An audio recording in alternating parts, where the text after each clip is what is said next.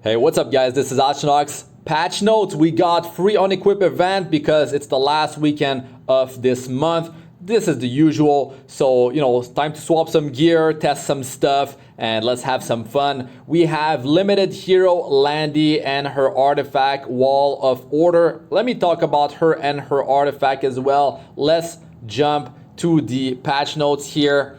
We got this special side story, Thieves Under the Light of the Full Moon, and we've got some pretty solid gear out of this side story. This is going to be a 3-week side story, I believe. It says here, yeah, that's it.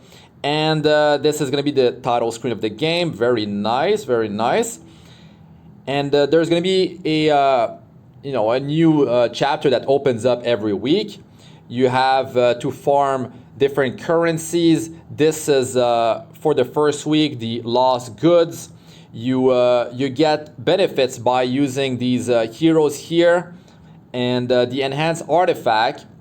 You got the Moonlight's Vestige, which is not actually too good, but wearing it will boost the drop rate of these event currencies, the lost goods, and one of the currency for maybe week number 2. Or 3. Actually, I think it's the 3rd week. And there's 2 other artifacts which will be boosting the drop rate. So maybe it's Landy's limited artifact, or maybe it could be next week's Can's new artifact and Tenebria's new artifact. So I'll be talking about these 2 heroes, if you should be pulling for them or not. But they are not limited heroes, but Landy is. So let me talk about her and let you guys know if you should pull or not. If you do have the Covenant Bookmarks, I would go for her. The next limited hero to expect would be LENA. And to be honest, in her current state, LENA is not that good. Maybe they introduced an exclusive equipment for LENA before her limited banner happens, because balance patch happen every 2 months. So I would not expect another one since she didn't get buffed in this one. And so yeah, maybe we get an exclusive equipment for Haste and LENA before. I'm just speculating. This is not set in stone. That's what I'm thinking on the spot here. And yeah, so I would be saving my bookmarks, skipping Landy if you really want LENA's assets. If you know what I mean. So save for her, but to be honest, like in terms of usability, I would go for Landy. No questions asked there. And here's the gear you can get from the side story. You got crit set, hit set, and immunity set. This stuff can roll really well, guys. You cannot reforge it, but it's definitely worth getting and enhancing. You can use this stuff if it's not so good. The hit set, let's say you use that for PVE content. Even like all these pieces, beside probably immunity, would keep for PvP. But like the other 2 sets, you could use that for PvE content, guys, and just move some of the better gear onto your PvP heroes. That's what I do anyways. So the Moonlight's Vestige artifact here boosts defense and effect resistance of the whole team by 5%. Not something you would be wearing outside of this event, but you should be wearing it during the event so you get more event currency, of course. So the new limited hero Landy. Which catalyst do you actually need to skill her up and awaken her? You will need Blazing Soul. You need 10 of those to awaken her 6th awakening. You will need Ultra Fangs, 15 of those to do her 5th awakening. And for skilling her up, you will need Twisted Fangs. You'll need like 30-ish of those, and you will need like 6 or 7 Blazing Souls. So 16 to 17 Blazing Souls total. Just letting you guys know if you want to prepare yourself just like kind of like a few hours before she gets introduced in the game. So I'll be pulling for Landy on my first account. I'm really excited about trying her out, different ways, different builds. We got the free unequip event, so it's perfect. So she's an Earth Ranger, Leo star sign, and she's got very good base stats actually. High health, high attack. So you can definitely build her as a bruiser, and I'll be trying that out as well. I want to try her on Rengar's special drink, Seaside Bellona's limited artifact. I want to try her out on Portrait of the Saviors. I want to try her out, if I do pull her artifact, I'll definitely try her out with that one. And if you have some ideas, and let me know in the comment section how you want me to try her out, maybe some team compositions you have in mind. So her skill 1 allows her to cycle pretty fast, especially if she's attacking a target that is buffed. So 15% combat readiness if the target is buffed after skill up is nice, because if you're triggering dual attacks with her, I mean, like heroes that call for the hero with the highest attack, like Tamarine, Sinful Angelica, Adventurer Ras, Kitty Clarissa, or maybe a random one like Lilius, then like you can definitely get some good combat units out of that. Also, you can have a counter set on her, right? So I'm gonna be trying her out personally on a speed set, and here every time she attacks, she's building attack passively, and it stacks up to 5 times. After skill ups, it's 10% attack. So if she's triggering counter attacks, if she is getting called during dual attacks, or you have her on Rosa Organa to have her trigger dual attacks more often, I don't know, maybe you put her on Unity or something like that. Sorry about the alarm, guys. I mean, it's just it's traffic right now, it's crazy.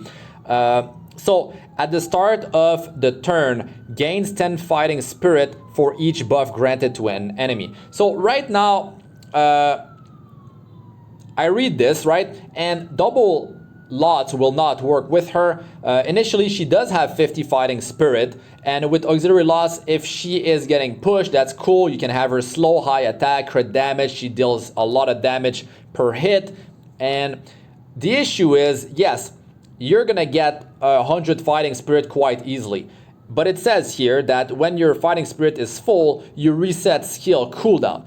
But I mean, your cooldowns, they're already reset. So I mean, you can just use skill 3 anyways. The only thing that will happen is that you will be dealing more damage because your fighting spirit is full, so that's good. And also you will be pushing the combat units of your whole team by 15%. So she could act as a combat units booster. I mean, maybe she could be a secondary CR pusher, or if you pair her with auxiliary loss, she could be a small CR push for the team. So that's cool.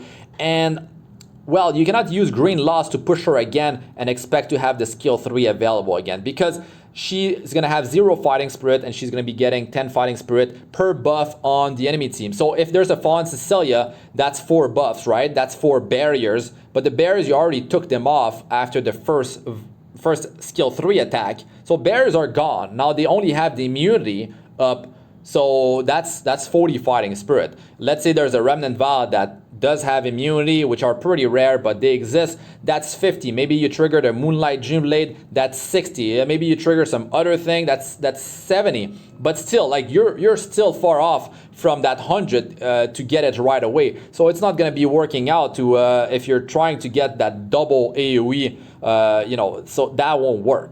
But she needs to be built for longer battles. If the enemy team somehow ignores her, which I doubt in World Arena. In Arena, it's a different story, because you can bait the elements of the enemy team into different of your hero's element. So she could be safe, and then you could build her with higher offensive power and then just unload on their team, especially if they are very buff reliant. And then you are going to be able to just stack that fighting spirit. You're going to be able to get that 15% combat units boost. You're going to get that increased damage for herself. I mean, it's going to be pretty insane, especially if you have her on her own limited artifact, Wall of Order. She's going to have a greater chance to get that greater attack buff. 8% per buff on the enemy team. They have 8 buff. That's 64% already. That's pretty solid. It is luck based, but if they are very reliant on buffs, then it's going to be a pretty good chance. It's for 1 turn, greater attack buff, 75% attack increase, very good stuff. But it's a limited artifact. I don't chase for limited artifact. You should not be chasing for limited artifacts unless they implement a pity system for artifact system later down the line. Right now, just get 1 copy if you're really desperate to get it, and then use Bottle of Knowledge in the Powder of Knowledge shop to just limit break it over time. Every Powder of Knowledge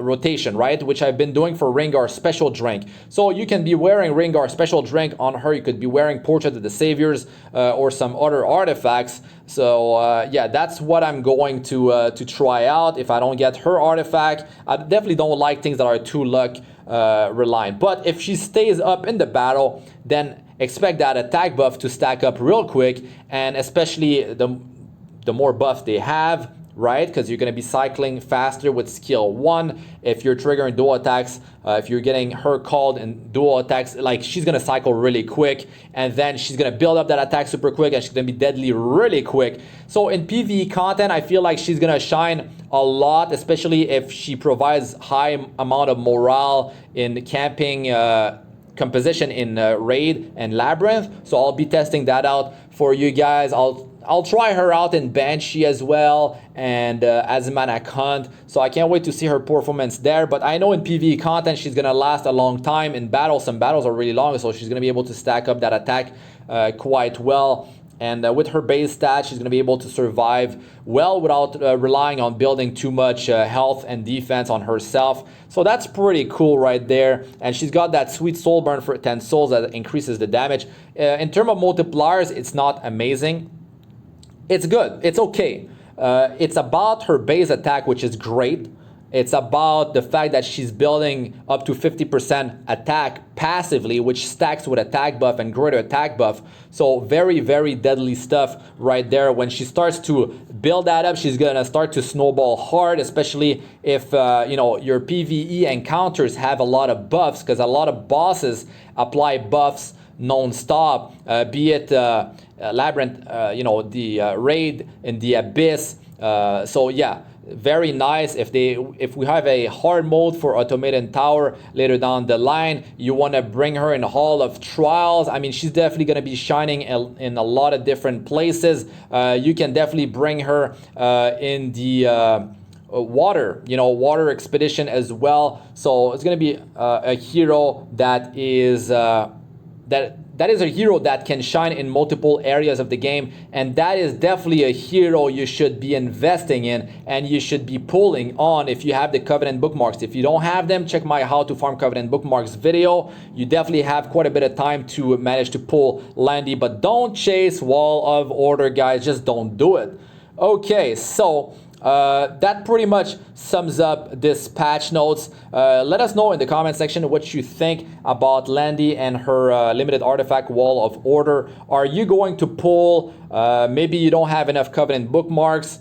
Well, I'll be summoning. I'll be doing my summon video for you guys, and then it's going to be followed by the showcase of Landy. I'll be trying her out in Arena. Maybe I can get a Guild War footage in there, the same video, and I'm not sure about World Arena, but maybe I could have some footage in there unless Landy keeps on getting banned.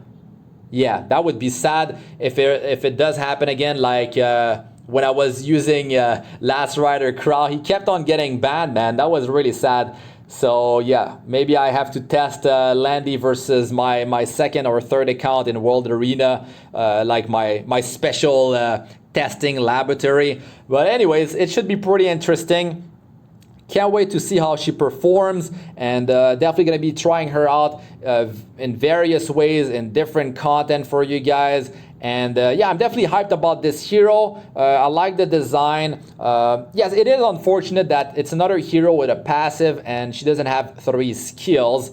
But her passive is quite interesting. Like, I like heroes that deal damage and can end the battle fairly fast, so that's cool. But by building her as a bruiser, then you have a higher chance of having her survive in the battle, which means that you're going to be stacking up that attack. And even if you built her with higher survivability, then you did sacrifice some offensive power. But anyways, you are building that power over time, so you will still reach crazy damage levels, especially if the enemy has a lot of buffs. You're going to be able to just unload on them and deal a ton of damage, and they won't be able to sustain, especially in World Arena when the frenzy is stacking up. You know, the damage is being increased and you are getting more and more deadly. So I feel like she's gonna be a great hero to support, but of course if you pick her early on, I guess the enemy can just come against you with you know, fire heroes or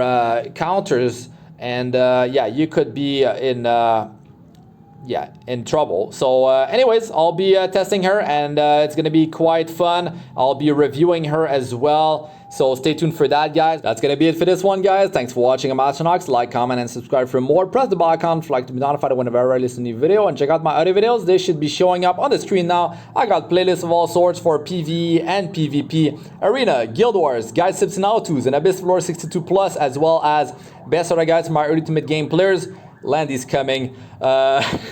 Join Discord, over 2,000 members. Check my second YouTube channel, Astranox Gameplay, for more Epic 7 gameplay videos. But that's it for this one. I'm Astranox. Good luck with all you do. Peace out for now.